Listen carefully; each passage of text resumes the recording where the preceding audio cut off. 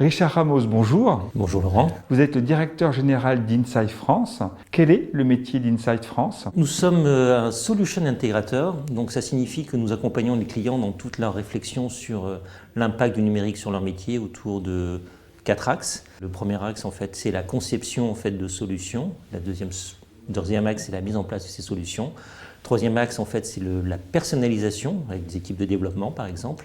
Et le dernier axe en fait c'est la supervision de cette mise en place.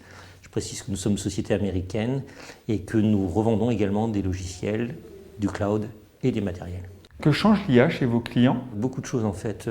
Il y a des aspects qui sont évidents.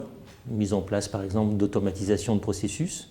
Un exemple, l'automatisation des comptes rendus sur Teams. Quand on fait un Teams, on rajoute de l'IA, on peut tout de suite avoir le compte rendu. Mais ça change aussi beaucoup de choses sur leur réflexion, de dire qu'est-ce que l'IA va apporter à mon métier.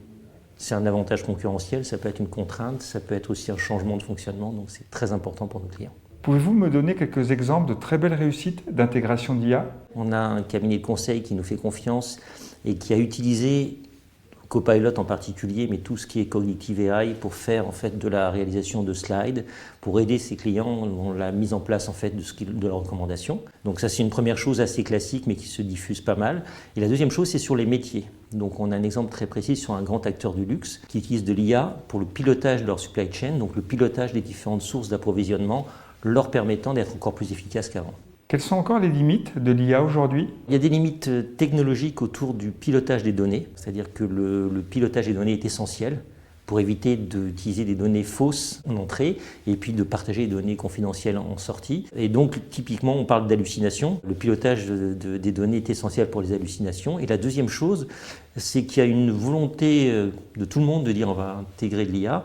Maintenant la réalité est un peu différente, donc sans accompagnement, on peut être déçu de la mise en place de toutes ces solutions. Quel retour avez-vous du déploiement de Copilot? Deux aspects. Un aspect en fait end-user, une surcouche de Microsoft Office qui présente beaucoup d'intérêt. J'ai parlé de Teams, mais on peut également faire de la correction, de la traduction instantanée, de l'accompagnement à la mise en place d'images par exemple. Donc ça marche assez bien, mais c'est finalement assez limitant si on ne fait pas un peu plus. Et la deuxième chose, c'est sur les métiers. Et là, effectivement, il y a ce qu'on appelle Copilot Studio, qui est peut-être un peu moins connu, et sur lequel il faut vraiment une expertise en amont, en disant qu'est-ce que je veux faire avec l'intelligence cognitive, quelles ressources je vais mettre en place, et puis donc comment je valide que ce que je fais présente du sens pour mon métier. Richard Ramos, merci beaucoup. Merci beaucoup. Et très bonne continuation. Merci.